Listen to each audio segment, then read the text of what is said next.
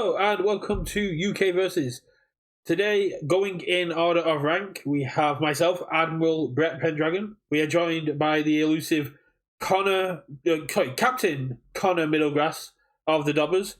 And then we are always joined by Ensign Richard Plummer. How are you guys doing?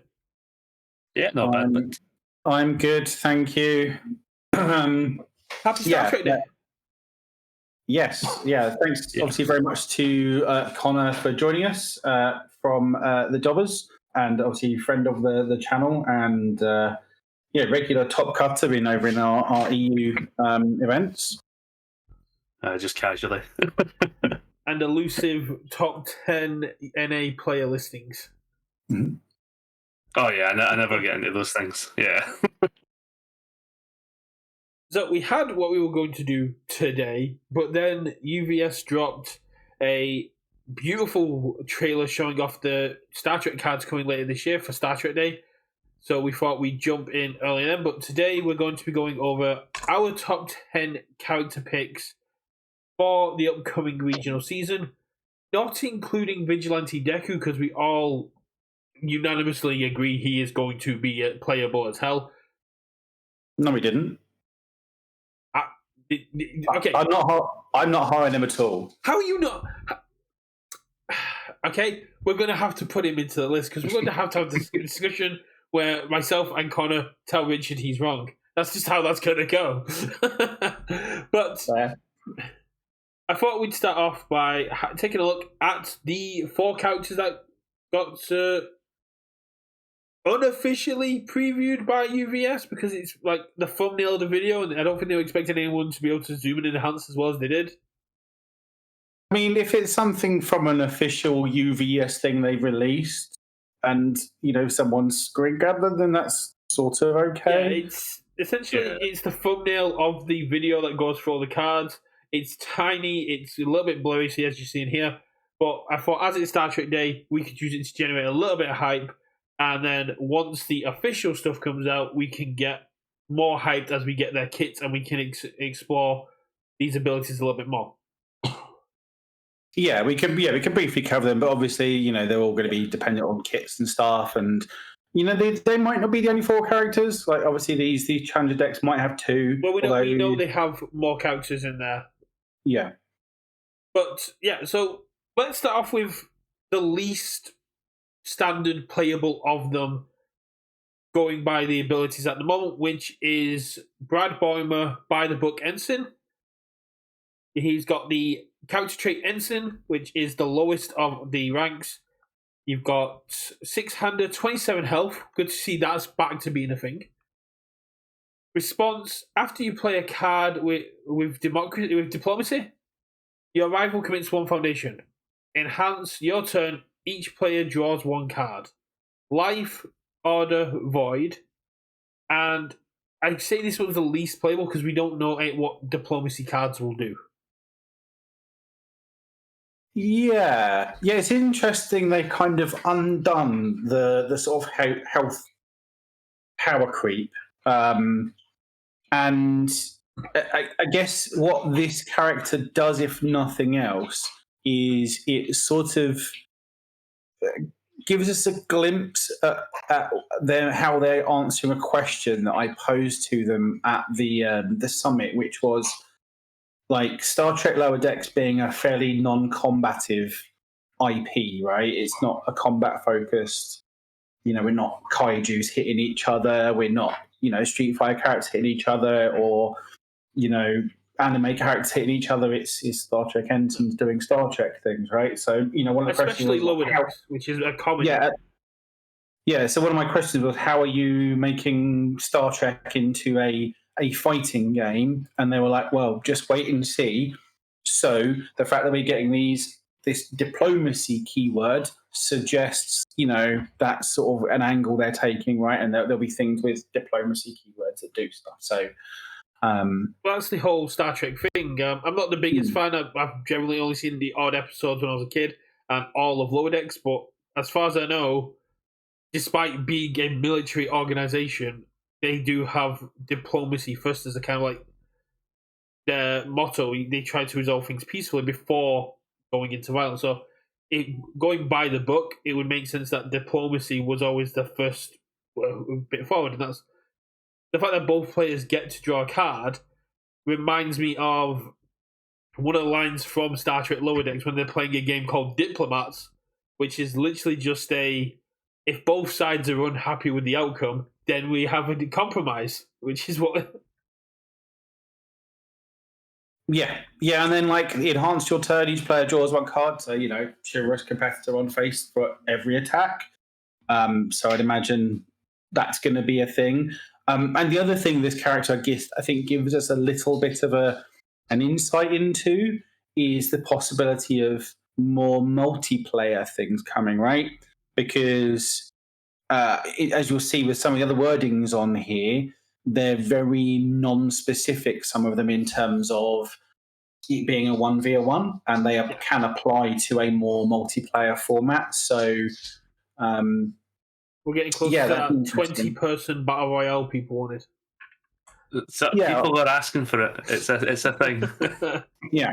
How about you, Connor? How do you find Brad? I think he's one of those ones. Depending on how diplomacy comes across, that response could be very, very good. But it really just comes down to how much is it? Is it even a keyword? Is it specifically a card? We don't even. I mean, it could, for all we know, be like an action you play as well. It could be literally anything. Going off the wording, I think it might be a trait because it's when you play a card with diplomacy, not when you play a diplomacy. Yeah, true. Card. Yeah, it's an interesting wording, right? Rather than it's so. I'm just thinking Toga, for example, obviously is the easiest comparison here. It's after you play a weapon attack, right? So the standard UVS wording would be after you play a diplomacy card, not a card with diplomacy. So it's that could be a new mechanic, right? Ooh. A way of playing a card via diplomacy rather than, say, a check or something along those lines. So you're playing it via a new method. So diplomacy not being a keyword, it being a game mechanic where you're doing a thing via diplomacy in the game. That's exactly what we needed. More time wasting through in-game politics as we go diplomacy. I would have played this for free. What can I give you for you to let me play this for free? Yeah, how they put that into the game, but that says to me it's not necessarily a keyword. It might be a mechanic. But again, we'll have to wait and see. But committing one on everything you do. Obviously, we've seen it being quite powerful on Toga. So, yeah. I think the main issue is he doesn't have access to the same library as Toga. Sure. He's going to be very set involved, same as wielding all for one or Jester with the spells. So hopefully it's something we might see a little bit more. And diplomacy, if they do go the literal route, would be a very cool thing to see, the critical role thing, they try and talk their way out of a situation. Yeah. And as we see, there's two of these other characters with the order symbol, and one with life, and one with void. So there should be a reasonable amount of crossover in terms of being able to cross-pollinate the kits here between the sort of the four decks. Is a life or the void, but we won't stick too long with him because, like I said, there's not much apart from that. But having chivalrous and face, not the best, but not the worst. Then let's have a look at Mariner. So we got Beckett, Mariner, Chaotic Ensign, 30 health, 6-hander, Chaos Order Water with Enhance. Your rifle mills 1. If they mill the foundation this way, this attack gets +2 damage, otherwise it gets +2 speed. Response once per turn after your attack is blocked, ready 1 foundation.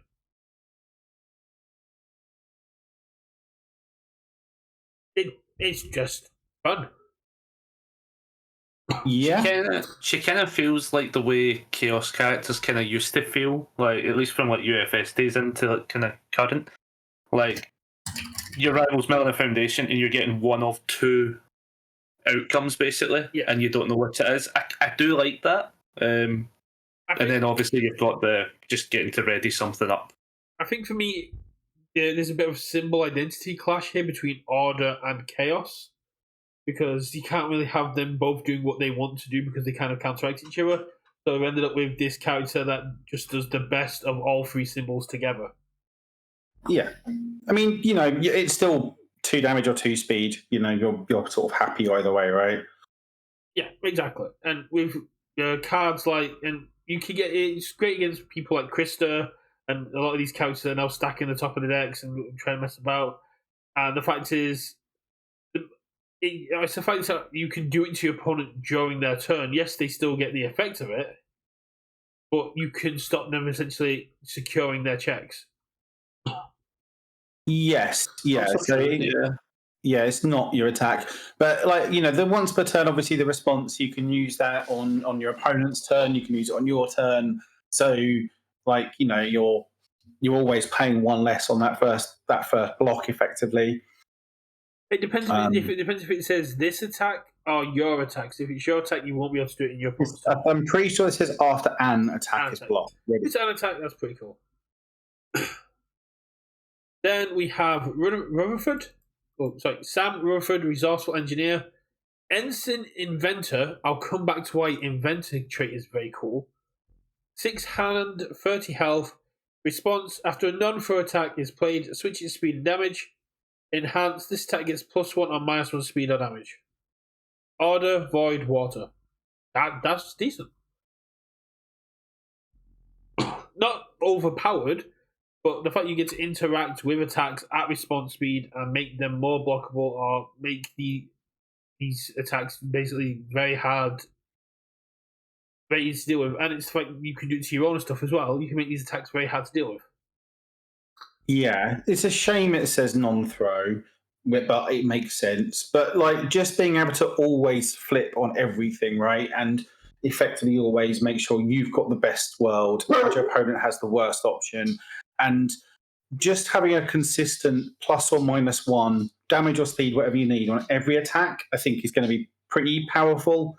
Just either a little bit of speed to make it easier to block, or just a little bit of damage reduction. So your opponent's flung out a 3 speed 4 damage, or whatever. Okay, so I'll make it a 4 speed 3 damage. I get -1 damage. It's now coming in for 2. Yeah, I don't we care saw anymore. what Stronger in Darkness and Tokiyami could do with the +1 -1 on everything. Yeah. How about you, Connor? How are you feeling about Rutherford? Yeah, he's one of those, some mad lad will pick him up and completely ruin my day with it. That response is so game subjective, but you're going to see it at higher level play, I think, being absolutely ruining people. If you can get a good decent meta call, especially at tournaments, some of these attacks are all quite slow, heavy damage and stuff like that. Swapping them around, and just, as you said, as Richard says, just minus in damage or minus in speed, you just combat. It actually sounds really cool. Yeah. I also like the fact that the 6 hand 30 health means you can take a hit as well. Yeah. I mean, he makes all of Godzilla's attacks really fast. Yeah. But I mean, Godzilla's not usually running damage modification outside of his effects, so they're very fast, but they're very low damage. Yeah, exactly. So the flip, obviously, the flip happens after the +3 gets applied, right? So it's just static, then response. Yeah. Yeah. I think he's definitely brilliant, and the fact we've got the inventor on here says to me his asset is going to be Badgie. There's the fact he got inventor on there. The most significant thing he's invented is Badgie. Right. Yeah, that's definitely an asset. Yeah. I initially was hoping. I was initially hoping, so obviously we know there's 2 characters, I think, in each set, but I think we're kind of assuming it's the split personalities or something like that. That's what I've assumed. It kind of makes sense. I was kind of hoping that the secondary character for this deck was Badgie. So I mean, it's still not out of the question. It's not. Yeah. Well, like I said in my video, where I did cover this, which I do need to do update on. He does have an alter ego locked within his visor, from his past. But yeah, I would love to see Badgie as a asset. I love to see Badgie as a character. I think he makes most sense as a backup. Yeah, maybe. Yeah, true. Although it's weird. It's. I suppose the only thing I'm sort of seeing from these, and obviously when we had Attack on Titan, and then we've seen the Dark Deku stuff. is the sort of lack of consistency in design. In terms of it sort of being a little bit all over the place, like obviously the obvious one being the life totals, in that we've sort of power crept them through Godzilla into Attack on Titan, and now we're pairing them back here.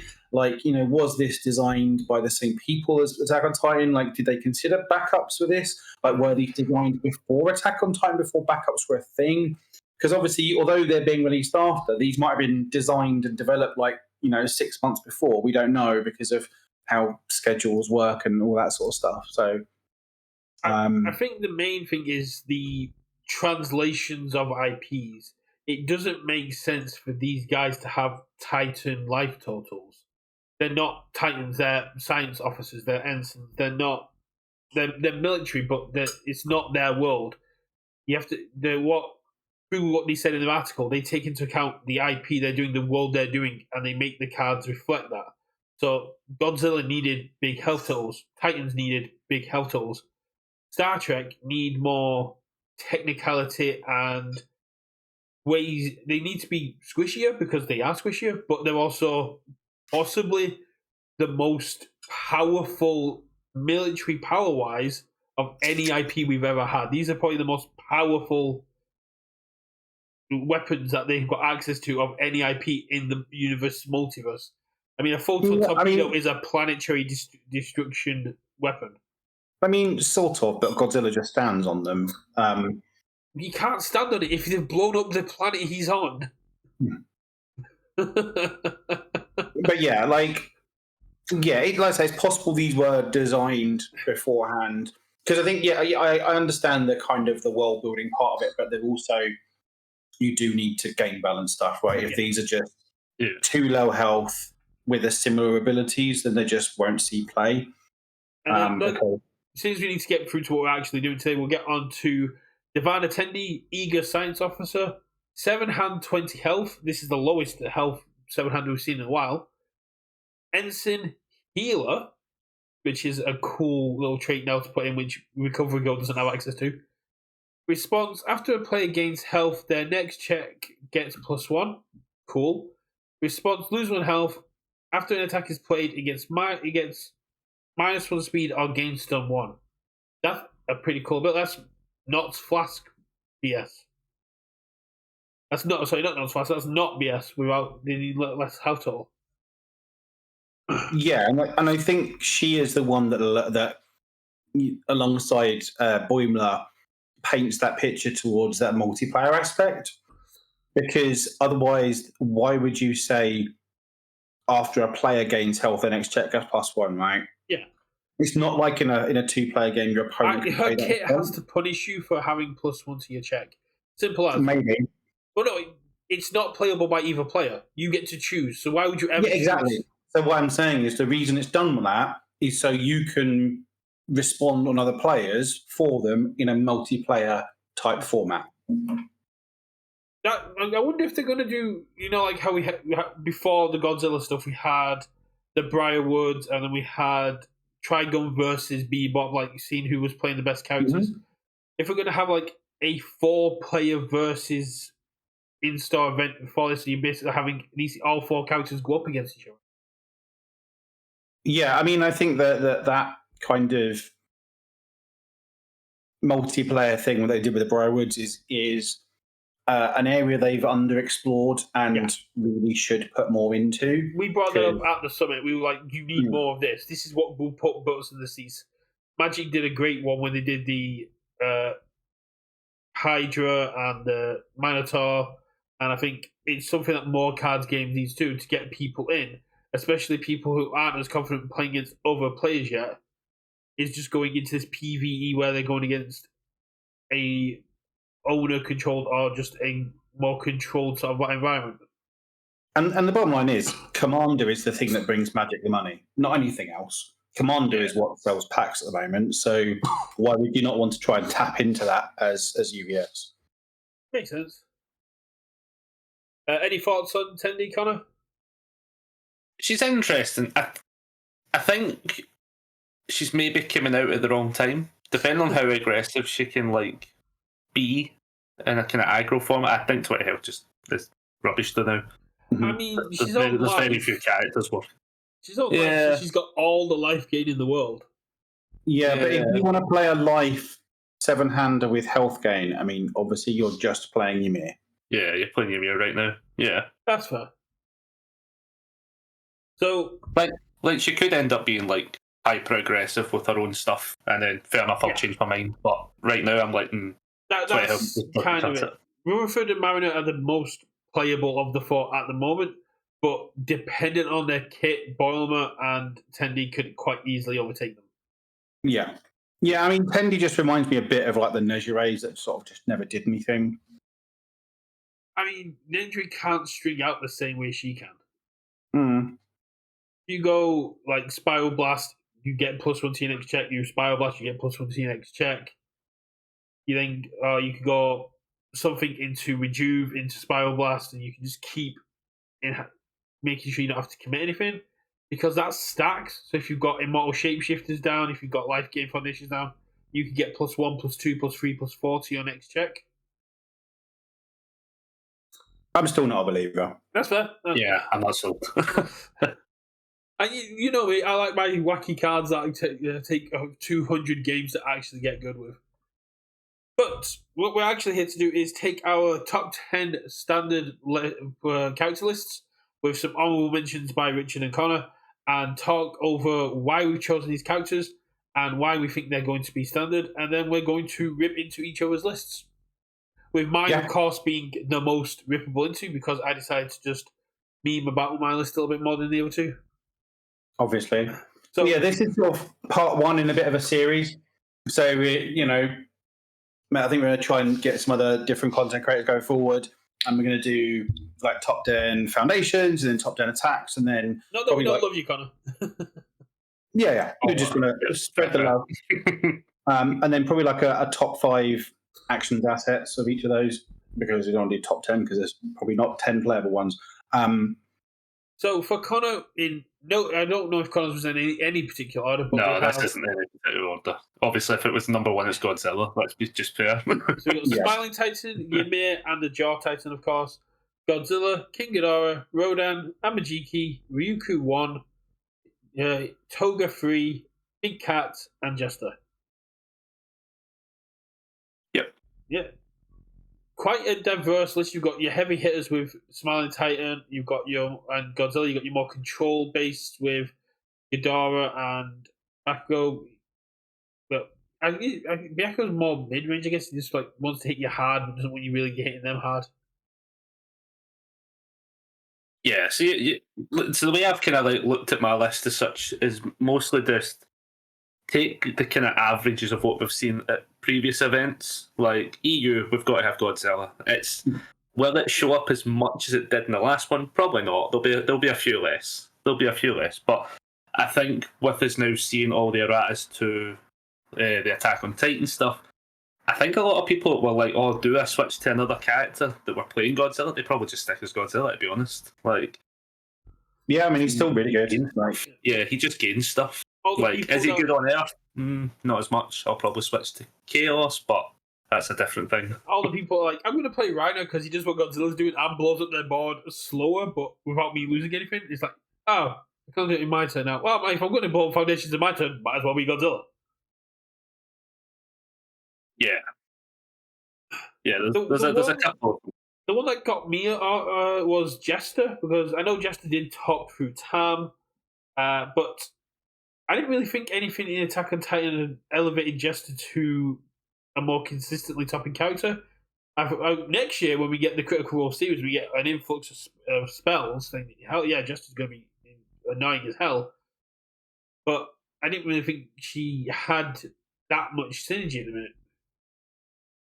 Jester's one of those picks, for me at least. I know a couple of people that might be playing her anyway, but then on top of that, people kind of have a tendency to look at like what's been doing well at other events and stuff like that. So like these are typically characters you see. Obviously, everyone knows Tam, so most people might be like, "Oh, what's this character doing?" We'll pick her up, have a look.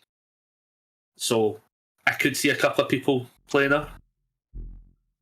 Yeah, and like all 3 of her symbols are in Attack on Titan, right? So she's got 3 symbols worth of attuned cards to help her out.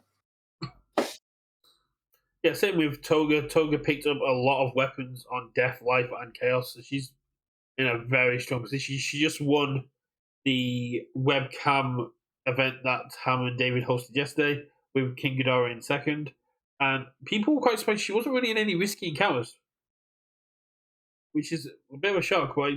Some people saying they are quite hard to get hold of at the minute. I think Toga falls into kind of a similar category as Godzilla now. Gains stuff from Attack on Titan, doesn't necessarily need it though. Yeah, Like the core deck is pretty much all there. There's you can tweak things to like your own personal tastes, but the core deck exists already. Like you don't need to reinvent the wheel with her. yeah, and I think Toga is very playable on all three of her symbols, right? And yeah, I'm very high on Toga 3. Yeah, Amajiki is an absolutely great pick as always. Very controlling. I do just think he gets bodied by Smiling Titan though. Yes and no. It depends, right? You know, whether we can get his broken psyches and things like that early on. Amajiki, you know, as we'll see on my list, he's on there, but was one of the ones that I was on the fence for. But I feel like he is still good. But yeah, he might be struggle a bit more in the world of big boom booms. But the same way, if you're playing these big 8, 9, 10 different attacks, and you check poorly, Amajiki knows he just has to put everything into stopping this one attack, and your turn's over. Yeah. Yeah, Amajiki's one of those like great characters on like if I get the setup straight away, like you're just rolling with it. When you go to events, people want to high roll a lot of time. There's like some good consistency, but like we like our big heavy attacks. We like going crazy with what we end up playing in the EU as such. So it's always been a very good control pick. It's one of those things that you can be, not to take away from the top 8 people from EU or Greg in the way that Greg played, but it's always good to be a good player who's lucky and high roll into just utter destruction. And I think a lot of people were saying is like, I just high rolled all weekend and it didn't get punished, and yeah, that's kind of my story. And my luck ran out against someone else who was high rolling better than me. But not to take away the skill aspect of it, because to maintain your high roll, you kind of need to know when to stop. I mean, if you want to win events, you need to get lucky a bit. Everyone does. Like, you know, skill only gets too far. You need that little bit of luck as well. It's not insulting to say people got lucky, because luck is an aspect of the game that people seem to take insult by. It's like, yeah, if you got lucky, own it, because you may never get lucky again. It's literally, it's only my excuse to get in top 8 as often as I do. But yeah, like, I mean, obviously Toga gained a lot, but I think possibly the character that had the biggest glow up with Attack on Titan, like older character, might just be Ryukyu. Got a lot of blank foundations. Yeah, Kai was playing her at the webcam weekly last week, and I think he went 2-0 in every single match because all his foundations now are just blank. Apart from like vast strength, he just has blank foundations. It doesn't matter. That I don't think those are nice, but I think the biggest thing she gained was VME. VME is sort of insane. So when I say VME, I mean vertical maneuvering equipment, the new asset. Just because you get to do silly loops, like if you're, you know, playing on Life on Earth of like, you know, I've got my VME in play. I'll spend the momentum, -3 speed, make it high, play my number 10 pro hero on a 1 high block it, snag another momentum, draw a card, commit incredible display, lift my foundation. You want to throw another one? I'll do exactly the same if you like. Yeah. And it's got, even on their attack, having a 9 high for 8 coming at you, which they've then turned into a low because the VME is, her biggest issue was she either had damage or speed, and VME changes that to I now have both. Yeah. Yeah. And I think George won technically the Boss Hat event with Ryukyu playing like a very slimmed down version in terms of attacks, a much more sort of controlling version, playing Titanic Leap, I think it's like the 10 mid 8 on life, I think it's like an 8 diff. Yeah. Um, But it's blank, so it's it's Yeah, 10, I know. 12. I think the two that people may not be familiar with if they're newer player, if they're not as familiar with Attack on Titan, is Smiling Titan and Ymir. Smiling Titan just boosts everything by its difficulty -4, and then readies itself back up if you deal 6 damage. Early game, that is just a lot of damage if you're running the 4 check tribal. Yeah, which you just have to be. It's one of those kind of decks now. It's going to float around because people aren't going to necessarily play into it, so they won't not really know the counters to it. It's fairly simple, to be honest. I've got it on the list, right? But I don't highly rate the deck. I just think that a lot of people won't be able to counter it because they've not played into it. It's also one of the things that when they high roll, there's nothing really you can do. If they high roll all 6s turn 2, you just die. Especially if you're a 7-hander. Yeah, so Smiling also, I think, top forward the event at the week yesterday.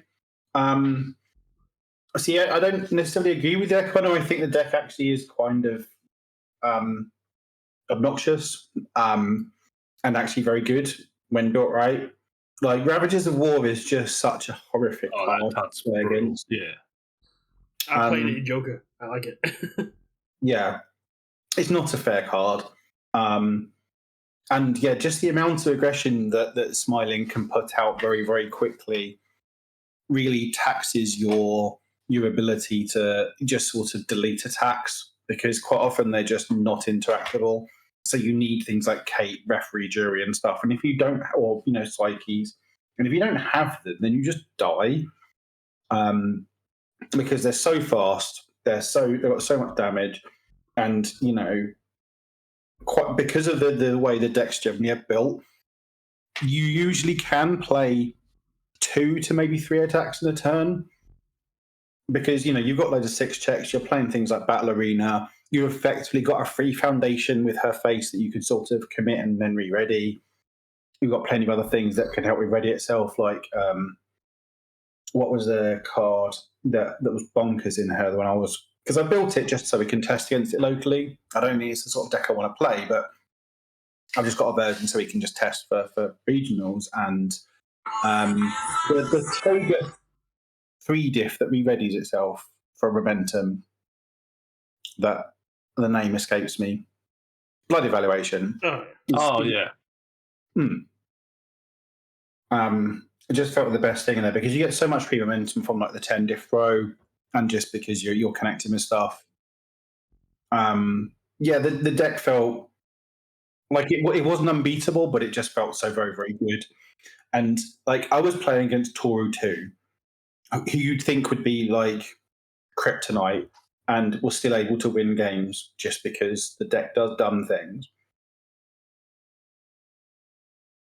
No, that's a fair point. I mean, it just comes to be seen if the case of, because you've played it, you can understand its weaknesses and its strengths. And what Connor was saying is a lot of people are just going to be kind of blindsided by an event as well, because they've not ever had to really deal with a character that's doing what they're doing. Yeah. And then we've got Ymir, which is a self-burn character for amazing abilities on one face, and then a self-heal for even more damage on the other face. I haven't had much experience from Ymir, but I assume she's on the list here because you have her. So I've been working on one deck with somebody, working on another deck with somebody else. We're kind of like figuring it out. I've had a couple of test games. If the payoff is good once you do the flip, this character is very, very heavy on aggro, just wins games. The damage goes up way too fast once she flips. She's got a bit of defense on board as well, which is nice. She's quite a nice all rounder for an aggro character. I think she now comes into her own now that Mikasa has been slightly put to the side. There is one character I was surprised not to be on the list, which was Mikasa, because although she's had the weapon word added, she's still very powerful. So for me, right, so the way I look at it, right, is it's the same reason why Big Bert's not on the list and Rhino's not on my list. Erratas scare people because they look free beforehand. So nobody looks at a busted character and goes, yes, I want to play that when it's balanced. Nobody does that. Like, the people who are playing that character specifically for the win and not the enjoyment first, they've immediately switched character already. Similar to how Younger to Go got balanced and is still very playable, but he only was really seen in Oceania. Yeah. Yeah, I think Mikasa's still good, and I think Ryan is still good. I think Bert's still good after the but again, they would be outside my top 10. Like, I think there is a character who, spoilers, is going to be on my top 10 that does the Mikasa thing better now, and there's an argument to say that they were doing it better before Mikasa anyway. Probably not, actually. I think Mikasa at full power is probably doing better, but yeah. I think the only two we haven't really touched on from your list, Connor, is King Ghidorah and Rodan. They're still very powerful control aspects, and although they didn't gain as much on their symbols as everybody else, Rodan still is able to slow these big attacks down very significantly and just go, yeah, maybe a seven-hander, but your attacks aren't touching me. Yeah. Rodan's game plan stayed the same. It didn't become any weaker as a character with Attack on Titan. It's still just doing its thing. It was still prominent at our last regionals, so I think people that play that style have it locked down. Now they've got an extra few months of practice on board, you'll probably see them playing it again. Like, I just roughly expect it to be at the same numbers. That's fair. Yeah, Rodan's still like the best speed-based control character, like in terms of just manipulating both sides. You know, you're playing on Void, you get to play the delete, so you know your barrier shields, your capes and stuff, so you can protect yourself against those big boom booms. And yeah, like, I don't know. When I was looking at my list, I really struggled. Like, I thought about ordering them, and I really struggled. Like, who would I put first? And I don't know, but Rodan would have been one of those people in contention for being top of that list for me. Like, yeah, I don't. Obviously, gained some stuff on the air symbol from Attack on Titan, but didn't really necessarily need much. Just the character's still just very, very good. And the same with Ghidorah. Ghidorah is still just a fucking nightmare to kill, and gained like risky, right, and gained other stuff on the death symbol. Yeah, they're both excellent characters. Like, Ghidorah came second in the event yesterday, so you know they're still up there. I mean, I've never actually played Rodan. I played one game of Ghidorah. The characters I haven't really explored, but I feel like I probably should explore them a little bit more. Looking at your list, Richard, yours is pretty much the exact same, apart from you've chucked in, instead of Byakko and I forgot who the other one was now because I'm an idiot. Jester, you've got Ochako and Pony. Yeah. So before we go for my list, so what were your honourable mentions, Connor? Oh yes. So the two I had was Recovery Girl. Did well at the last one. I would expect if Baz is showing up, he'll probably be still playing it. Endeavour 3. I still think people want to play it, and people do kind of show up with it. It's one of those whether or not it high rolls on the day. Yeah. Endeavour 3 is kind of doing this exact same thing that Godzilla is. It's just taking a little bit longer to get there. Yeah. Yeah. Recovery Girl, I think, game stuff is still very, very good. I think a lot of people just don't want to play her because they don't like her play pattern. But she certainly would have been in the 11 to 20, I think, on my list. And I think Endeavour 3 just has just fallen behind these other characters and there are characters that sort of do what he's doing but sort of better now. So I think, he's just fallen out of favour. Again, he's still good. He still probably would have been in that 11 to 20 range, but has just he used to be king of the crop, and he's just fallen off that mountain a bit now. But with the fact that he's gained a bit on two of his symbols, order and fire, he could see a big resurgence, especially given how much like extra draw power and cycling there is now. Yeah. I think there's probably more to be explored with Endeavour. It's one of those things of, do people really want to go back and explore with him? Really, if Krista becomes a thing, which we'll probably get to when we get to my list, yes, because One Man Inferno was a great answer to Krista's abilities. But yeah, my list pretty much the same as Connor's. Like, those top 8. I mean, out of these 10, Amajiki was probably the one I was least certain of it being in the top 10. Just because, he kind of have that bit of fragility, but I think he's probably the best sort of Mentamish character. Actually, I suppose Toga's a Mentamish character. Like, you could put possibly Bertolt in his place, but I don't know. But I think Amjiki's got a bit more, he's a bit more proven, I think, at this point. But I think UQ has gained so much and is just very, very good. Right, Midyoria is still very good. Godzilla is still very, very good. Ymir, he's one of those characters that just sort of just has to survive a couple of turns and then turns on the gas and kills you because her attacks are coming in at plus 10 damage after 2 or 3 attacks. Like, it just gets ridiculous. Smiling Titan can just, monkey brain you quite happily.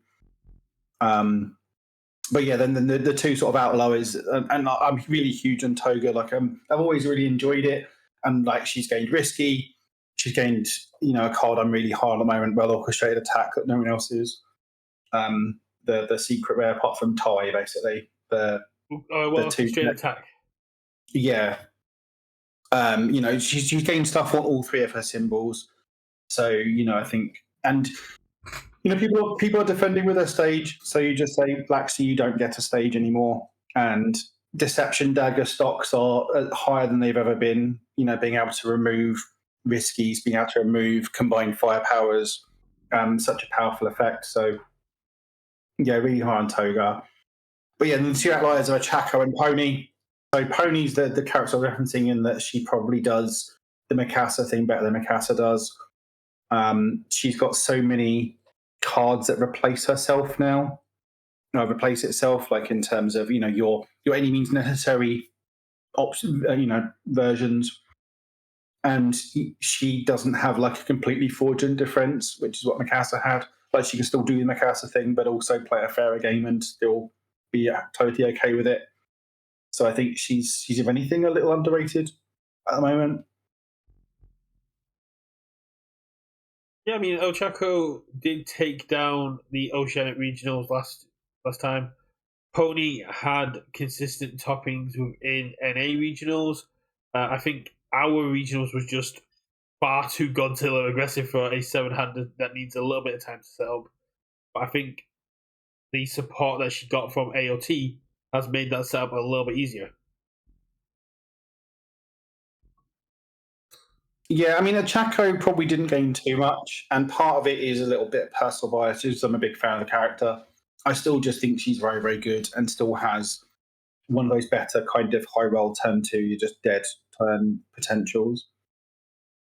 That's just it. It's a case of, if you get a 5 build and you check 5s, you end up with a face down board and a dead opponent. Yeah. And she also does the thing of like playing off of Azone on attacks as well. She was actually, to be fair, was the last card I cut from my top 10 when I had the list. I think somebody rocking up with an all high package is going to hit people. People are a bit too worried still about all those. I'm actually shocked it didn't happen at the last regionals where somebody was rocking an all high package. Yeah, I mean, it was the kind of like the high attacks that did the most damage for a lot of people. But yeah, I definitely get that. A lot of people, I think people are still on edge for them. I think it's just more, they're now sideboard material. Showdowns are no longer main boards; they're sideboard effects. If you see people playing Krakens or Battle Royale releases, you go, okay, I've got the sideboard for this now. AOT kind of makes you go, I need 20 cards in my sideboard, but I only have 10. What am I going to do? Yeah. Yeah, like Tasty F's still a good card. Falling Sky is still a good card, right? Chimera Kraken is still an insane card. I mean, Tasty have got a hell of a power boost with backups because it's always guaranteed to hit if your opponent's playing backups. Seeing as we already covered all your other characters, kind of, is there anything additional you wanted to add on them, or did you want to move on to your honorable mentions? No. Like I think, like I'm happy with this. Amajiki was probably the one I was least sure about here. Maybe a Chaco just because you get a little bit of personal bias there. So my honorable mentions were ones that I don't necessarily think should belong in the top 10, but I think are a bit sort of underexplored and have sort of specifically, or could be a meta game read type thing. So Toruti being one of them. I know a lot of people don't really like her game plan, but I think in a world of Smiling Titans and people putting big boom booms out there, just being able to say no to one of them and say, you tried to play a 10 diff, well, wasn't that stupid? You've committed 6 foundations, well, put it back in your hand. One of those things that makes Ghidorah quite work good is because he gets to play the foundation that does that, right? Yeah. So, she just does that on face every turn. She gets to play Referee Jury. She gets to play Broken Psyche. She gets to play like Eden Box. She gets to play a very strong control game. It's just she just has that problem of how do you actually kill someone? Because eventually they just power through it. So, I think she could be a reasonable sort of metagame read, depending on what you're thinking. The other two, and I'm sure Adam will love me for this, is Karasu. Like Risky Encounters a busted card, right? It's just going to slot straight into him. So I think it's a character that probably did get a buff from Attack on Titan. He got the Titan one as well, didn't he? That basically the Bearded Titan one that is basically or is it the Beast Titan that just makes both players sacrifice the foundation when it's played? Mm-hmm. Yep. So it's going, that's 2 damage for doing nothing. Yeah. So I think there's like Chomp, I think is on symbol as well, right?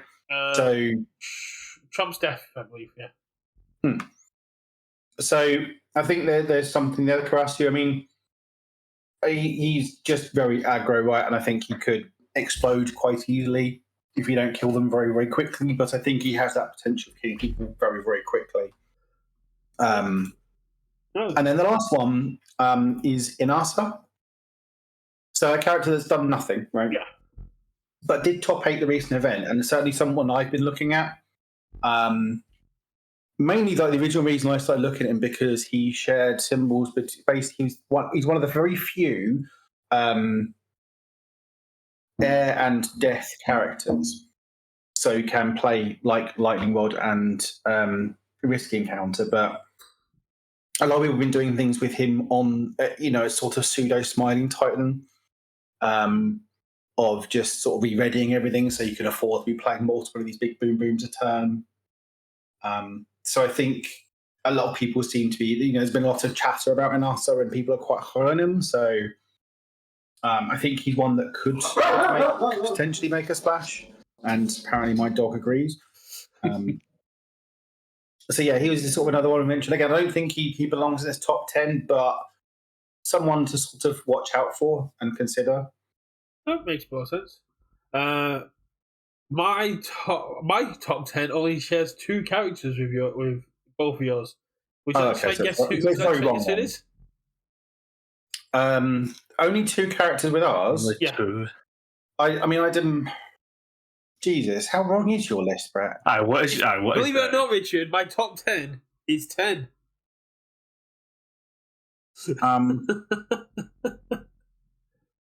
There are 2 characters on my top 10 list that are in both of yours. And that is the only similarities we have. Oh. I would guess Ghidorah Rodan. I would have said Godzilla Ymir. It is Godzilla Toga. Oh.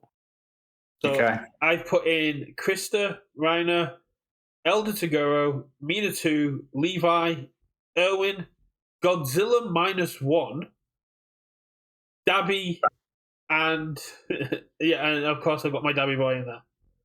The -1's a choice. Yeah. I'll be honest with you, didn't see that coming. Yeah, I was looking through all the characters. Like, he's like, you can't play anything below 5. It's like, I mean, 4 check tribal is a thing, and Godzilla basically goes, yeah, I'm a 636 health. That goes, yeah, let's go 4 check tribal. Sure. +2 damage, and if they block it, they flip a foundation when you have access to rune cards on your symbols. Sure. Or, and hear me out here, you could just give it +6/+6. Or +3, obviously with Godzilla. Yeah. And checks to keep playing. I'm just saying, if someone rocked up with this, it would catch you off guard, and you could take a couple of games. You might take a game off you. Godzilla -1, and my biggest issue was people. I don't want to play anything. I want to play my 4s, and now people are going, well, I can actually get away with playing nothing lower than a 5. I mean, it's definitely, it'd be interesting to see a deck list for it.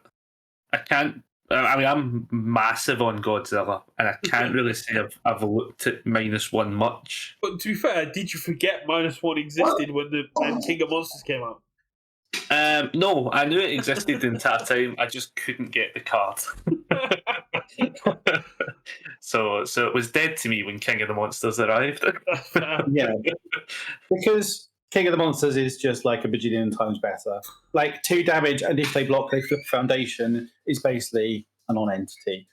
I don't know. I think it definitely could do a thing. It's forcing your opponent to flip their stuff, and I like it. And when I was looking through, I was like, I could see someone popping up with something spicy there. Again, I think it's if you want to do anything that Godzilla -1 is doing, you either play the better Godzilla or you just play Byakuya if you want to flip their stage. Yeah. Elder's on there or because you just commit to Reiner. Elder's on there because Travis did do amazing things with Elder. There's still no answer to what he did with that, apart from if you're constantly running, you're always close, but eventually you're going to run out of your answers to it. And are people still running those answers now that they got the big attacks? Does always cool do anything against a massive attack, or you're just looking at damage reduction, which was not you couldn't really use against the Travis's list? Yeah, I mean, I don't hate Elder being on the list. Like, again, Elder probably would have been in like the 11 to 20 range for me. That combo deck is still a thing, and Elder is still a reasonably strong character just in general. So yeah, again, I don't hate Elder being there. Erwin and Krista are on here because wall counters are cracked. You can generate them really quickly on both the characters, and they both have great uses for them. But Krista is a black horse this regionals. Liam's list inspired me to make a video on it, and that video is one of our best received videos. It came out last week, and it's about, I think it's on 115 views at this point, because people are really interested in it. And the fact you can just loop Wall Maria's Might and keep drawing ridiculous amounts of cards is just nuts. You sit there, you stockpile your tokens, you play Wall Maria's Might, you burn your opponent's resources with stun, and then you drop some wall artilleries and go, here's my 5 high for 12, I know you can't stop. Yeah, I don't know how to evaluate these war characters because I've just not interacted with them at all or looked at building them at all. So jump in on a Tuesday event when Liam's playing, and he will give you a nice lesson on how these war characters are busted. Speak to Apple for 5 minutes about Erwin, and he will tell you why Erwin's busted. I'm sure they're good. I'm sure they're good, and I wouldn't be surprised if after the results of the regionals, one of these sort of crept into a sort of a more reasonable top 10. But yeah, I'm not convinced right now. I think, based on the current information we have, I'm looking at what I think is going to actually get there, and I would not be. There's already people in Discord building Krista, but they're building on order. But chaos is where you want to go because you want UA high. You want that 2 counters at the start of your turn for review, and then 2 counters at the end of your turn for the UA high discard. You're generating 4 counters a turn, allowing you to stack your deck every turn. It's Okay. yeah.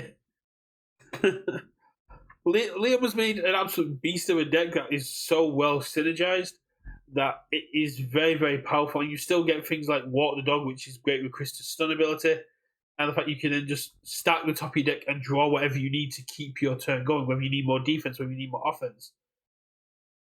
Tutors are very powerful, and being able to go every turn I have resources to tutor that don't touch my foundations or assets or backups is great.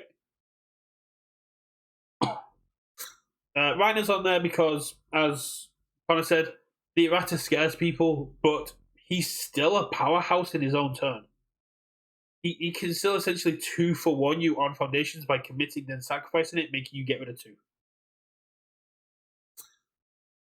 Yeah, he's still like a top 20 character easily. Like, for me, I just think it's one of those ones. It depends who ends up rocking them up on the day. I had a bit like of a meta advantage. I got to see your 2's list because I had to set up before I went and did mine. So I was like, I can understand why your lists are there. So my list is probably more geared towards the 11 to 20, like touching on the characters that could possibly be in that 9-10 slot.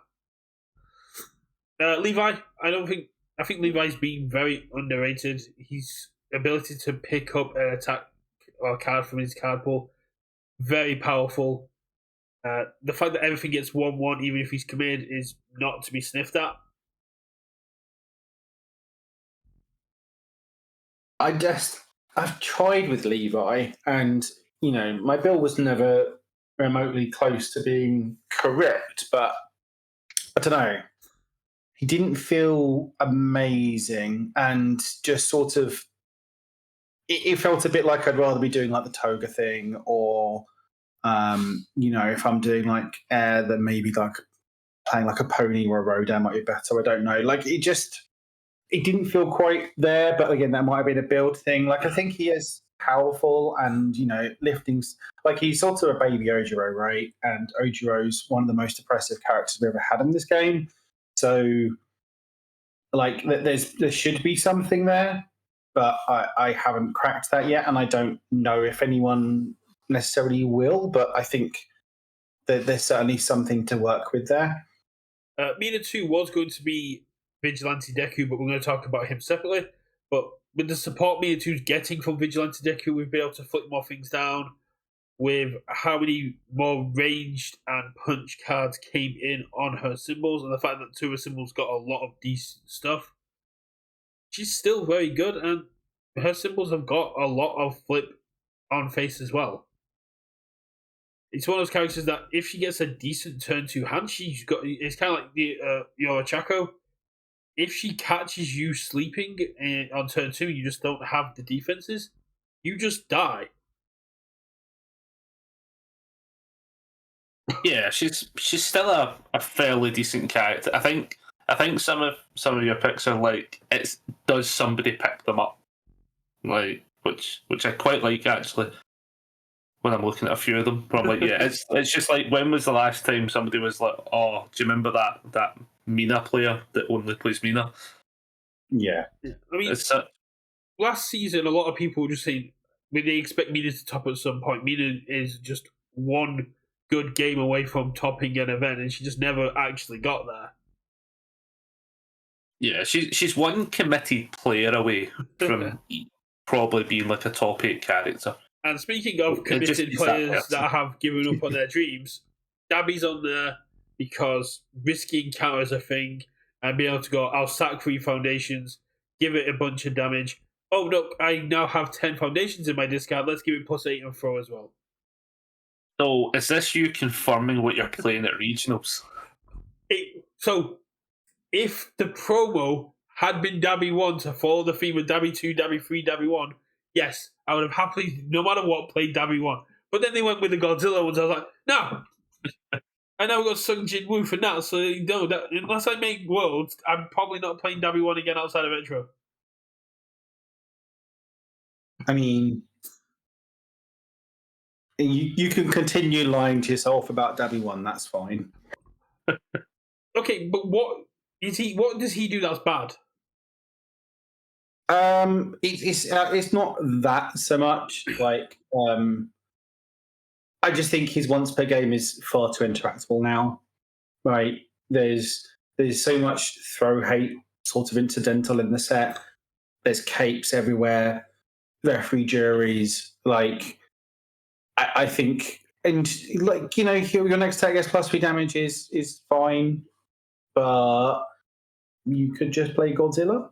Yeah, but I mean, unlike Godzilla, all three of his symbols got support. He has more card access and more support power than a lot of characters in the set. And we were talking about nuts cards like Ravages and other stuff like that. Having your first attack come in as an 8 and then being able to play 3 different tribal on your other symbols with all of them coming +3 going, okay, you've overexpended your resources blocking my 8/8. Now what you're going to do about my 5/2s that are actually 5/5s because Dabby's pumping them all up. Yeah, like he's not horrible, right? He's not in that bottom barrel of characters. He falls into what Connor was saying with Mina and Godzilla -1 of people just stop considering them, and people just have gone, oh, they don't get played, and no one's ever not really done anything with them. I think it's because you ruined the character for everyone else. I mean, you say ruined, but I also inspired a lot of people. I still have people messaging me every so often going like, oh yeah, your Dabby runs like reinvigorated my entire area when you were doing them. I was like, that's cool. I really should go back to like playing off meta characters. But because I'm making content now, I just don't have the time to sit there and play 300 games and commit myself to a character like Connor was saying. I would happily sit there and become the Mina 2 character because I love both the Mina characters. But I just don't have the time now while Flynn's at school to sit here and just play game after game after game after game after game, getting all the reps in to know how to handle every situation. My regionals plan now is literally get ahead on content and then maybe a week before actually play some games and decide what I'm going to be playing. And my performance this year hasn't been great, and that might be that might also be an impact of it. But honestly, I'm loving content. I'm loving making content, and if I have to sacrifice my results as a player to keep making content, then I'm happy to do it. I'm still having fun with the game. I don't need to do well to have fun with the game. That's just what that's like one of those like great positions to be in, though. Like in general, whereas like I've seen the promos for this regionals, and I'm like, wow, I will not be happy unless I'm first. And it's the first time in the game's history where the promos are like, I need that playmat. What you do is you wait for the person that won them to be in a difficult financial position because their car failed the MOT, and then you just buy them off them. I can't. No, I still can't do it. It's my one rule. I can't buy champ mats. I've got to earn them. Like, I had that one good rule to stick by. Yeah. I had that one rule, and I was going to stick by that. I wanted to earn the champ cards, but if your friend's in trouble, you help out a friend. Oh yeah, but I'd let them keep the cards because I'm a nice guy. But see, it wasn't my money though, so I had to get something for it. Fair. And Rich is like, what the hell's going on? But yeah, it's not the worst top 10. I'll grant you that. I think a lot of these characters probably do fall into possibly that, 11 to 20, 11 to 30 sort of range. Apart from, I think -1 is just a bad character. I think just is he worse than Dabby though? Who's the worst character on this list? No, definitely. It's definitely -1. So apart from like Dabby and -1, which is just me memeing, to make this very British, if you guys are doing the top 10 list, mine is the Shadow top 10 list. Fair.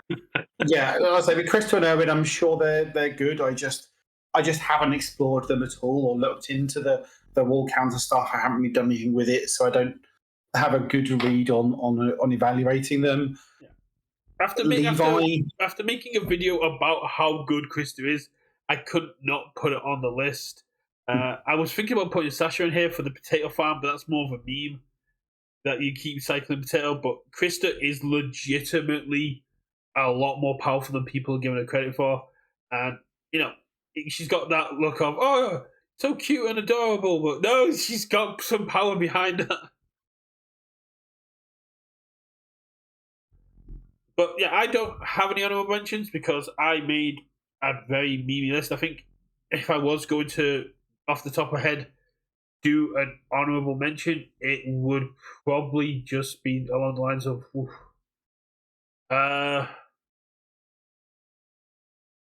no, I can't. I can't. Probably Bertel and Mikasa because they, like you say, the erratas scared people off, but being able to just snap momentum is very decent and be able to pick up, to mess around with progressive difficulty, take an aspect of the game which is supposed to be a deterrent and just go, yeah, I get to ignore that is a huge advantage. And because of the day one errata and the month one errata, people will be scared to explore it. I don't think anyone really scared examined Butterhole as much as they could have done. But being able to just go, Black Abyss, oh cool, you blocked it, I'll snap it in, now my next one gets +1/+1, let's go. Yeah, it's they fall into that kind of category. Like I think you'll see people maybe play them at locals and kind of have an idea, but they're not going to go crazy into like figuring them out. Yeah, and unless someone else, like I was going to say ourselves, but someone who people actually watch the deck videos for, such as the Dobbers, Tam, David, UVS Hermit, Chris Smith, if they put a deck list out which has got an insane combo in there, goes, oh, I've broken this character, I've found the spice in this character, the community is just going to stick with what they can see is good. As Richard likes to put it, the characters that also have stats on face. Yeah. I mean, it's just how the game is at the moment, right? Yeah. So that's the top 10s. I think mine was the most controversial, but I intentionally did it that way. Before we move on to talking about Vigilante Deku and what we think is good, the other thing I wanted to talk about is how are you guys finding the actual meta at the minute? Because for me, Game 1 seems to matter the most at the minute. Games, for as much as UVS said they wanted to speed up games and make sure games are only 20 minutes apiece, the games seem to be so much longer than they used to be.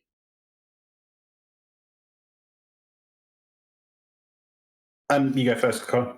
Yeah, fair enough. So I don't get to play the game a lot at a local level, so I kind of have to like wing stuff a little bit. So roughly the kind of feedback I've got from the guys as such has been like game one's a bit slow. Some of the characters are playing feels have to like build up to then doing stuff. So like I wouldn't necessarily, I don't think the times really changed too much overall. It probably just feels as if instead of it being like a fast game one, like where it's like aggro characters are floating about, you've now got a kind of like more game one, then game two speeds up a bit, and then maybe you get game three. Whereas like last regionals, game one half the time was done in 10 minutes. Game two was a bit more focus reliant on like, okay, I need to now win to like win out the game, or I need to win to draw it back up and stuff. So I think the pacings maybe just kind of flip between the two. I don't think the time's changed. That's fair. It may be because my last games were on Tuesday, and I played against Corrin's Nezu play one pass deck where we spent an hour just playing one pass each other. But yeah, and I was playing Joker, which is a mill deck. Yeah, I mean, I think if it's possibly swayed a bit more towards whoever wins the dice roll. I don't know how much that needle has changed, but it feels like it maybe a little bit more. There certainly are some sort of control-y characters in the format, but I think my sort of main takeaway is like if you look at those the sort of top 10 lists, like even yours, I would know you were sort of meaning about it, but like if you look at those the three lists between us, and even the honorable mentions, like I don't think any of us would necessarily be hugely surprised if any of them won an event, apart from Godzilla minus one Dabby. But like if someone Don't said, make me go and test Godzilla minus one for the next 6 weeks. I'll do it and then realise you're wrong. That's fine. But like if someone said, "Oh, Togo won an event, or Mina won an event, or Levi won an event, or Crystal Irwin, or Jester, or King Ghidorah," any of them, like I don't think anyone would be overly surprised at one event. And I think there doesn't feel like there's a power outlier in terms of the characters. I think pre-errata, Reiner, and Mikasa probably were. Pre-errata Merhol definitely was. Yeah. But I think Ymir has a lot of legs. I think Toga's still really, really, really good. Godzilla hasn't gone anywhere. Like putting 3 damage Godzilla's on got everything. more powerful. Yeah, putting 3 damage on everything is really good. You can now play Water and Earth Godzilla with access to Chaos cards that care about momentum. Yeah. I think it feels fairly open. I mean, like I say, if you look at the top 8 list from Tam's event, right? Tam and David's event over the weekend.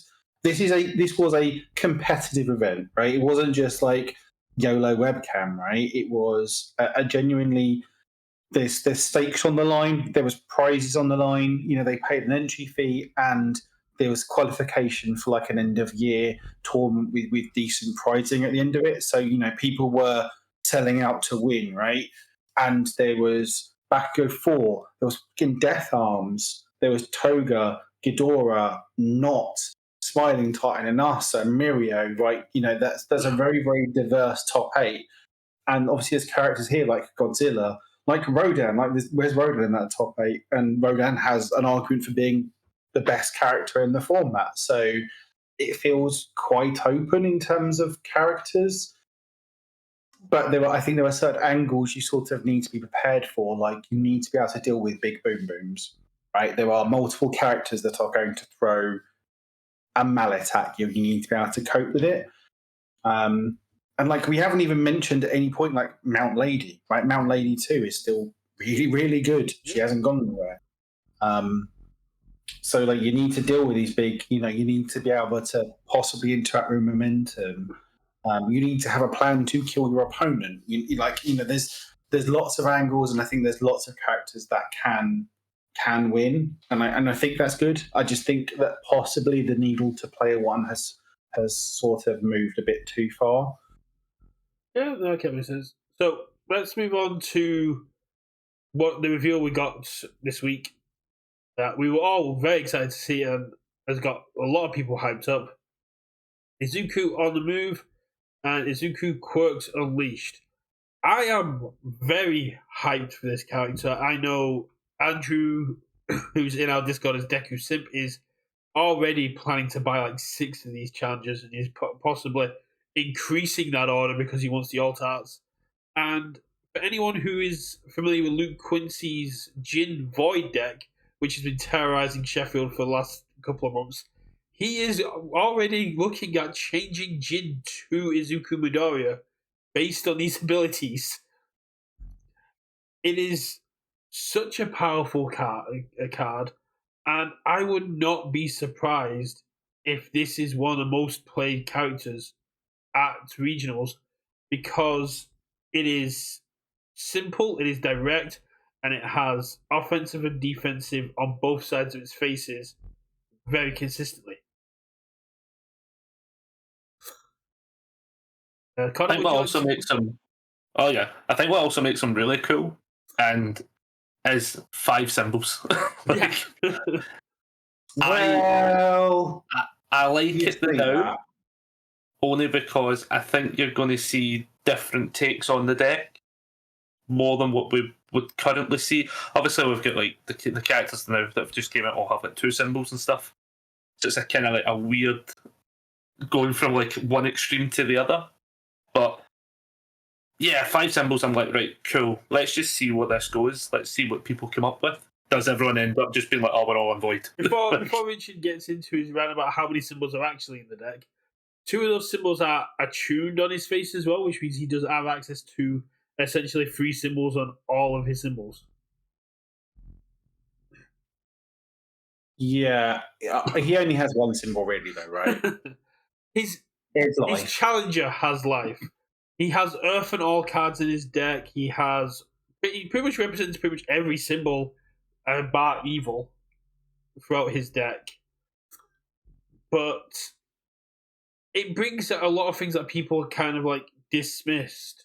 There's a reason repeated smash was $100 last year, and with a character like this, there's a reason he could possibly get back up there again.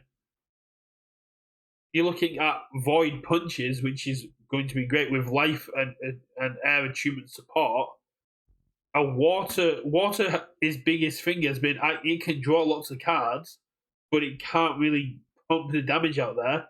Now you've got a damage pump on face, and the fact that his form is not limited to once per turn, just basically goes, if your opponent's at 1, you go, cool, plus 15 plus 15 to this attack, stop it. And you go, yeah, that's a thing. His defensive capabilities are absolutely insane, and Apple is still insistent that if you win game 1, you can get 3 face down cards in your card pool, and then spend the entirety of game 2 just flipping it back and forth. No, Yeah. I'm kind of hoping they actually come forward with that. So this led to I say you can't.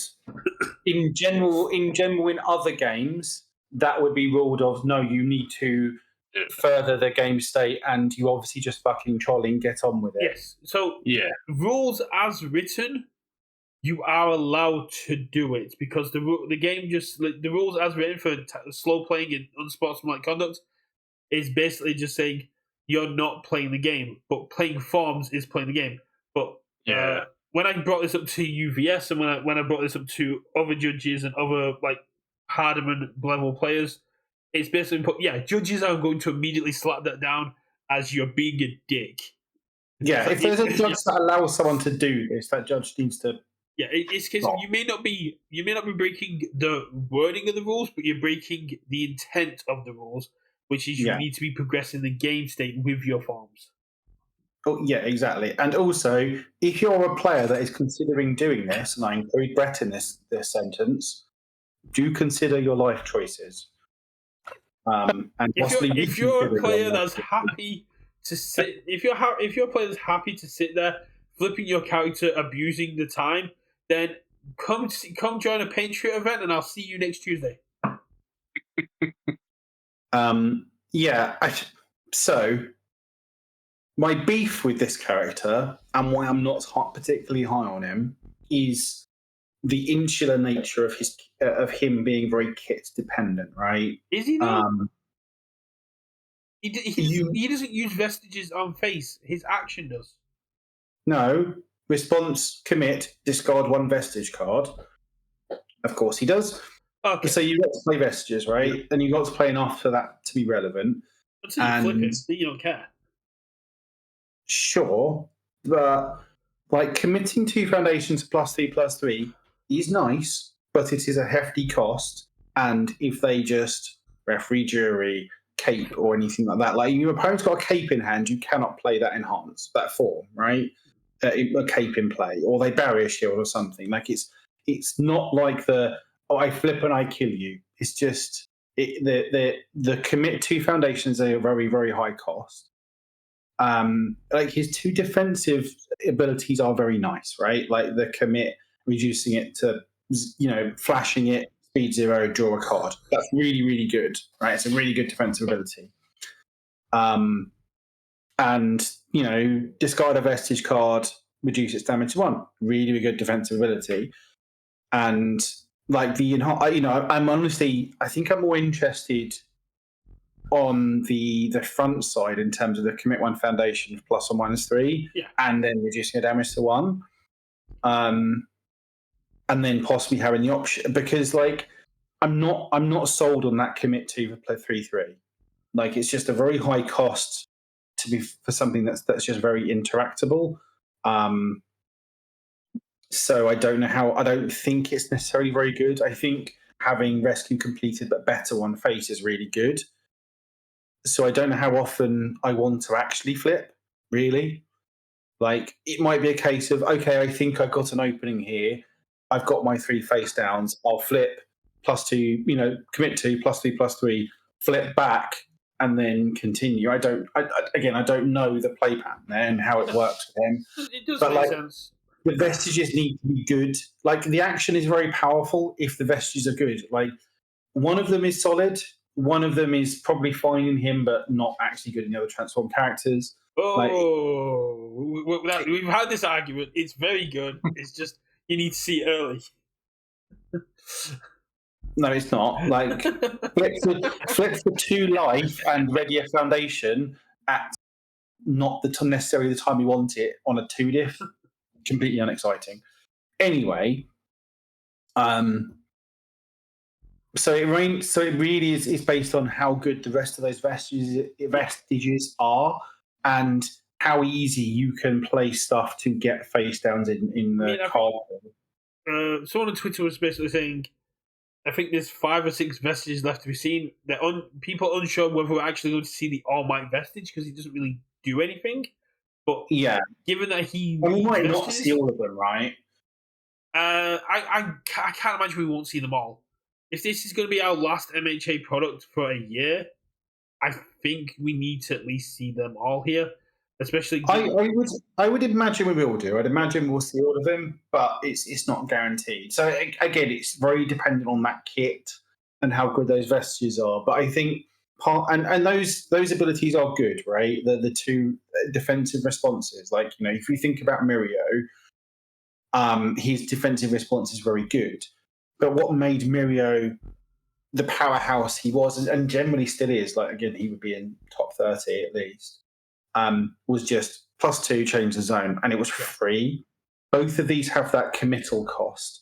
And yeah, you can get around that with the re-ready foundation, right? Wherever that is on life and things like that. Yeah. But I'm just not so. Is that commit 2 for +3/+3? I think isn't very good. And I might be wrong, but I just don't think that formability is very good at all. I like the enhanced commit for +1/-3 for the speed, but it's that commit for +3/+3 I'm not really a huge fan of. Like, just very thematic given his abilities. Like, when he's trying to escape the 1A class, he's sort of like got Black Whip and he's kicking the air to build up his momentum, which is what he's doing with the 2 foundations each time. It's highlighting his quirks. I think early game, if you drop if you've got a 4 check in hand and you go, cool, I'm a 29 health character, my opponent's got 3 foundations, they aren't killing me next turn, I'm going to commit all 4 of these, give my next one +6/+6, and say, if you've somehow transformed turn 2, however, but yeah. But I think the front face is what people should be judging how they're building the deck. I read it and I was like, repeated smash just loves this because you just go, yeah, it's a 7/6. What are you going to do? It reminded me of my midnight build on Void, where I just went, yeah, all my attacks are coming at you with very high speed for 1 foundation. Let's go.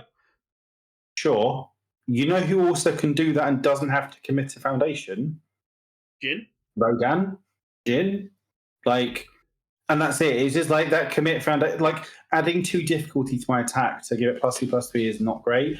If it is thematic, perfect. Like, and that's generally speaking, they've done pretty well on getting Midoriya thematically very correct. Like, the first, Midoriya 1 wasn't good. He was fucking perfect from a thematic point of view. I don't think it's going to see competitive play. I think he'll be fine. I 100% expect this to top 8 one of the regionals. Whether that one's Oceania, if that one's Oceania, it still counts. Okay, Connor, you got the casting vote. I mean, I like the character. Again, I'm probably siding more with Richard on this one. I don't necessarily see it. I think the only way it would top 8 quite consistently would be 100% if they confirm this whole doing the form till time scenario. Because it is technically something they probably should address just in general. Like, it pretty much was not the first time brought up. You can't see someone building a Void Izuku on the move with decoys, cape, genkais, and be like, yeah, I don't need foundations to stop you hitting me. Yeah, and the thing as well is it's like there's plenty of other cards that also do a form and do stuff as well. So like you could 100% probably string this guy along and waste a lot of time. I don't think it's what people should do. But then there's always that scenario where what will people do for a win in this scenario? Yeah. And it's like, will somebody pick that up with that being the case? I think if UVS just come out and say, listen, we're changing the rules so you have to progress something like something actually has to be doing. And then maybe we're progressing the board state, not just sitting there playing. Board state should be progressed, and then we're fine. Then you definitely have a fun character that, at least at locals, you'll definitely see. Like, I'll probably play him a few times just to see each individual symbol and, like, what's my preference. I'm sure the character will be fun, don't be wrong. I was looking at water with Acid Splash because you get to progress that flip ability, you get speed, you get to destroy foundation if you've got momentum. Basically, like Conor said, he's got 5 symbols, and each of those symbols are going to play him so differently. I think his biggest. But that's it. It's like my beef is like, do I actually want to flip him? Like, do I really want to be warping my deck to make sure I get a face downs so I can flip him? Like, do I actually want to flip the thing? My biggest. And the only reason I think I want to flip the thing is for that defensive response. Yeah. My biggest gripe against what he's doing is essentially he's coming at an awful time. A character that requires you to commit stuff when Walk the Dog is in any deck that can play it on its symbols is basically you just going, yeah, kill me with Walk the Dog. If Walk the Dog wasn't in every Order, Air, and Chaos deck, he'd be a lot better. But given... Really? What? Not really. Yeah. I mean, I think Walk the Dog's just good, right? But, like, it doesn't matter what attacks your opponent's playing to an extent. No, but if I'm committing 2 foundations to get +3/+3, I'm then also saying one of your best attacks is 2 cheaper. No, I get it. But I'm just saying is like, I think just at a baseline, the committing 2 resources of +3/+3 isn't exciting, no matter what attacks my opponents are throwing at me. And it's just even worse if they got Walk the Dog, right? But so last season at regionals, if I was up against Godzilla and say I got to 10 foundations before they blew me up, if I somehow got Godzilla to 20, if I pump an attack for 15-15 and go, here's a 20-20, Godzilla doesn't really have an answer to that. Reiner has an answer on face. Seven-handers don't really have answers to that because a lot of people are not thinking defensively. They're thinking, how can I kill my opponent? Not too many people are playing the defensive game. And Ghidorah can do it, but you're not doing the one big attack kills you against Ghidorah because it doesn't kill them. You're not doing that against Rodan because Rodan has the speed reduction, but Rodan probably couldn't stop a 20-20 attack even with -4 to it. It's one of those things that... Well, no, Midyoria, Rodan just reduces it to 0 with a barrier shield, or utes it with a cape or whatever, right? It's about when you do it. You come up with the examples there, but if you're doing that, you're also waiting for you're baiting out these resources from your opponent. You're not just going, here's 15-15 on one attack if your opponent sat there with 6 cards in the hand. If your opponent's got one card in the hand, you go, let's go. If it gets through, it gets through. If it doesn't, it doesn't. You need to sometimes play the game on that aspect of, I know it's a bad decision, but if it goes through, it wins, and my opponent's in a position where they have to have the right block zone. It kind of feels do you know what it is as well, right? It feels like the way a lot of these flip characters all feel, which is when they flip, it should be your go turn to just win the game. So like he feels like you would stay on his face until you've built to a point where committing 2 foundations is like, all right, well, I've got 20 still to go. Like they all feel very kill turn when flip. Yeah, I like the fact he can transform back, so it means that, like, oh no, the kill turn didn't work. Oh, he hit me with 9 barrier shields. Like, oh damn, right, okay, reset, start again. I'll come back in it later. He's got good replayability into the kill turn compared to like the Titans, for instance. Yeah. So I think it's a playstyle thing that's Yeah. quite heavy reliant on him. Part of why I was looking at water for him is you get Falling Heel Strike, which lets you go, Oh yeah. I'll transform, I'll flip, I'll gain 2, I'll unflip it with Falling Heel Strike and go, let's go. Yeah.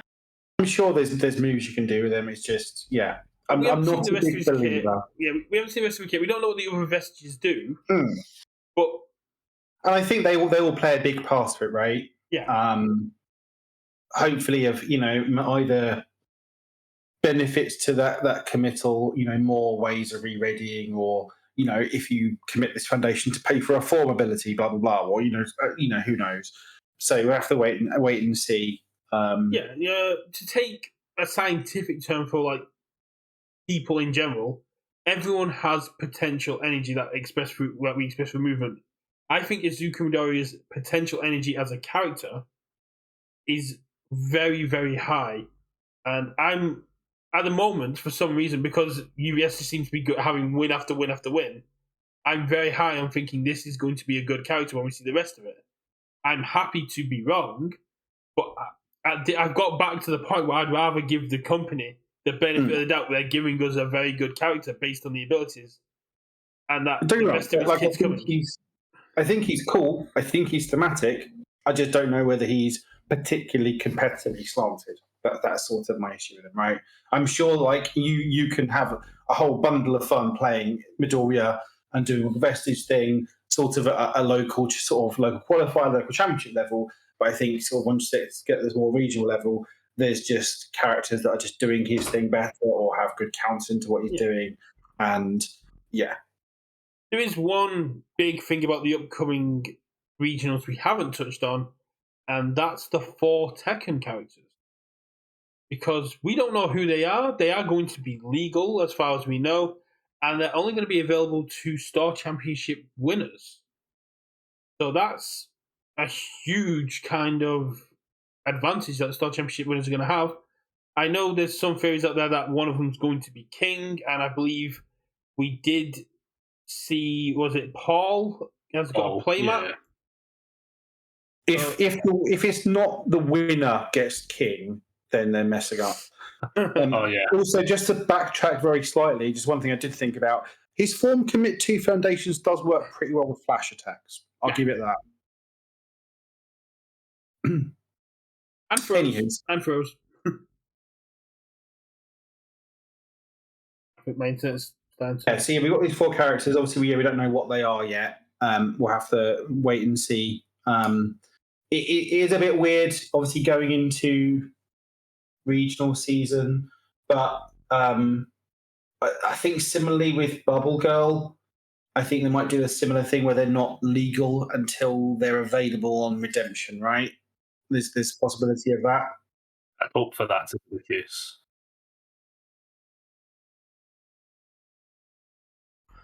I mean, if Jin and June are going to be legal, they kind of can't get rid of the other ones. Why? Because they're promos, so they can just take the same approach as with Bubble Girl. Again, it's not been and confirmed. with Joker and Harley, I guess, yeah.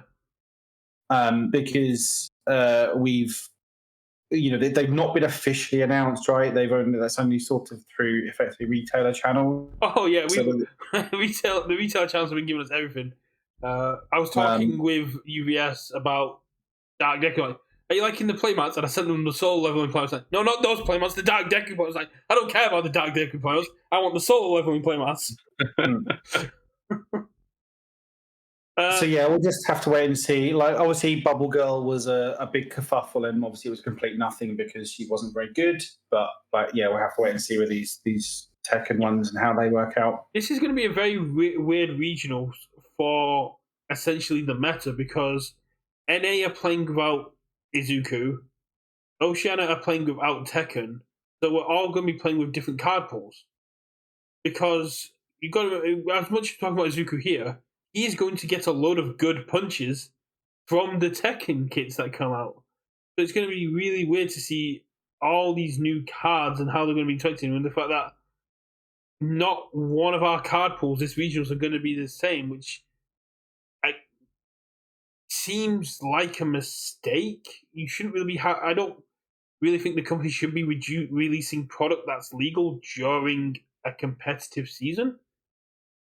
Yeah, I think it's fine. I don't think they'll make huge splashes on it. But we don't know what all the kits are. There could be one card out there that becomes meta defining and NA didn't have access to it.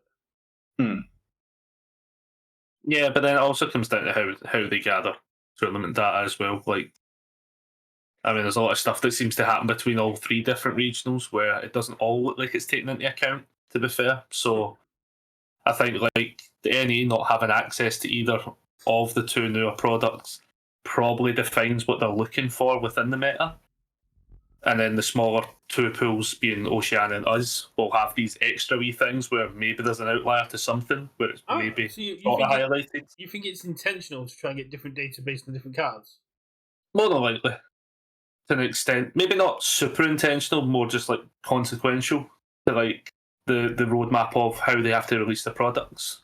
Yeah. But like the way they seem to gather tournament data doesn't really seem as I mean, like if you look at like the Europe, there was a lot of stuff happening in the Europe scene that didn't really seem to be picked up on at all. Especially like Godzilla and things like City Rampage and stuff. Yeah. Don't ban it. I'm still thinking about playing it. UVS, just saying.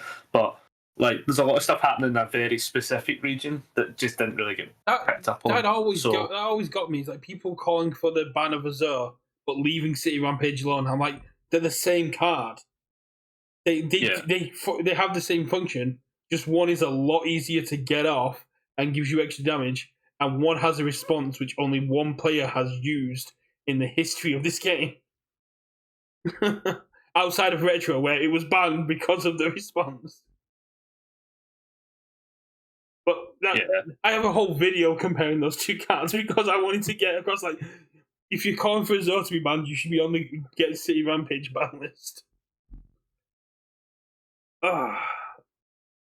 Right, we've covered pretty much everything regionals. I think the only other things to talk about is how angry Richard is isn't going to be able to defend his team's champion title.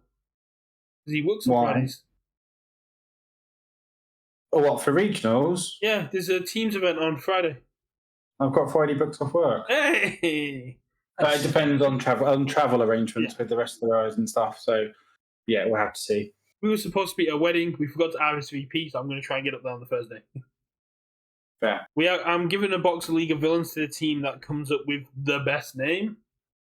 And Kieran Holder is also going to get a box of League of Villains if he can do the entire ninja rap dance and song, because he said he could do it. I was like, okay, bet. I'll give you a box of League of Villains if you can do it. That's a fair challenge. Well, not to give away like some of the things that's in my mind, but when next year at events, I'm probably going to try and record different people doing different parts of the dance. So when the TMNT reveals come out, I can just take that song and put event footage over it with the cards that have come out. Oh, no. As long as we're not monetized by that point, we can't get a strike. Or just demonetize the video specifically. Yeah, just demonetize that one specifically because I just want Vanilla Ice. I want our community dancing to Vanilla Ice as cards come out. If UVS could pull us a solid and just license that song for us all to use, for all content creators to use. I think that's unlikely. We also thought it was unlikely they were going to invite us out to Vegas for one day to look at everything. So but I think, Richard, have you got any more topics you'd like to cover? No, I covered everything. For anything you wanted to add on a final note, Connor? No, I think we covered everything pretty well, to be fair. The last thing I think we need to cover then is, apart before we wrap up, is we need to talk Richard into watching Soul Leveling, because I talked you into it and you binged it in a day. Yeah, I watched it this morning. So yeah, Richard, you need to become one of us. You need to join the solo leveling. I'm not going to say cult, but the solo leveling system. I mean, maybe. I'll give you a hard maybe. If you get it done now, you're just in time for the second part that comes out in a month. Okay. And it only take you a day. It's only 13 episodes. Yeah, they're all like 20 minutes as well. It was a pretty easy watch, to be fair. And they flow so well between the episodes that you're kind of annoyed at the opening and ending. So like, just get me to the next episode. That is one thing I will say about this show, right? It's probably the first anime in a good long while where the theme at the start is very good, and I listen to it every time. Didn't skip it. Oh, Normally I get to a show and I'm just like, nope, skip the first 35 seconds. I don't need to hear it. the entire This one, I was like, no, tune's quite good. The entire OST is just insane. I mean, Dark Akira, which is like one of the songs that comes on during the fights, I've been listening to while driving because it's just so good. The one thing I've been watching recently, like Kaiju number 8 and stuff, is where you get like the really hyped up cliffhanger and then you get the really happy ending. It's like, you've just broken my immersion. But so yeah, I guess as a final thing, Connor, obviously, if you want to give anyone any shout outs and obviously tell everyone where they can come and see you and what you're doing over on the Daubers. Yeah, so obviously with the Daubers, so we're up on YouTube. We're trying to do our weekly podcast as much as we can. I'm trying to dodge it with like 4 12-hour shifts a week and doing all the editing and all that sort of stuff. So it's really just the YouTube is the main place to find us, or on our Discord. And they can find you live every so often as well on your own channel. Yeah, true. I'm also It's Just Dog on Twitch, where I do typically non-Universes related content. I mean, you did build a deck. I still dabble. I still dabble. Yeah. You built a deck, and then you went with current regional winner Greg to go film something for the Dobbers about the deck.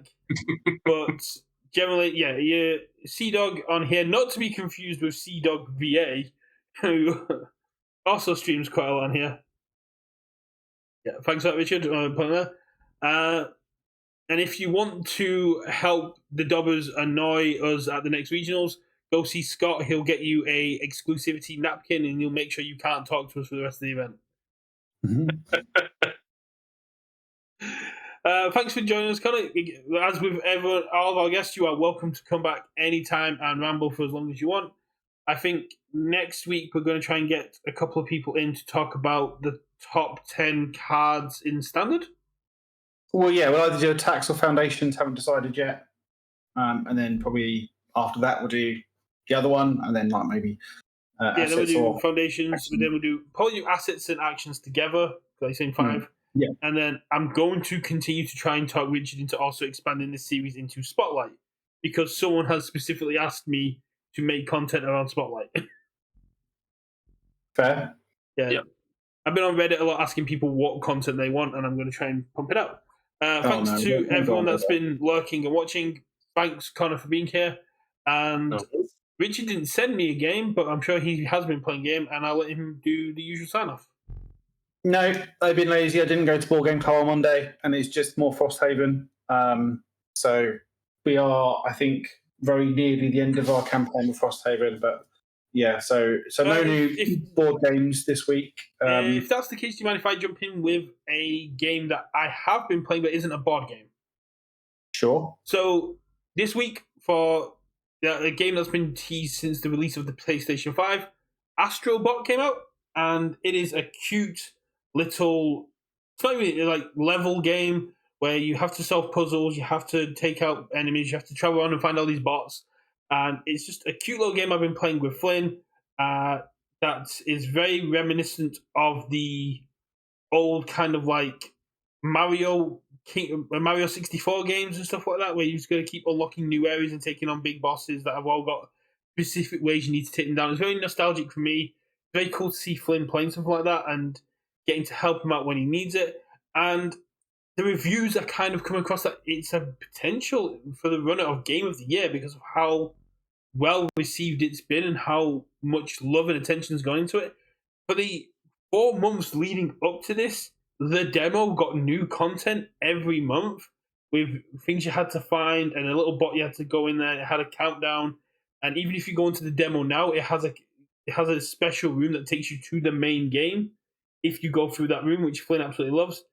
So if you do have a PlayStation 5 and you've got some money burning a hole in your pocket, do check out Astrobot. I've had a lot of fun playing it with my son. Cool. So yeah, so I guess then we'll say just thanks everyone for watching. Everyone on Discord following along with us. Obviously, everyone watching on YouTube, thank you very much as usual.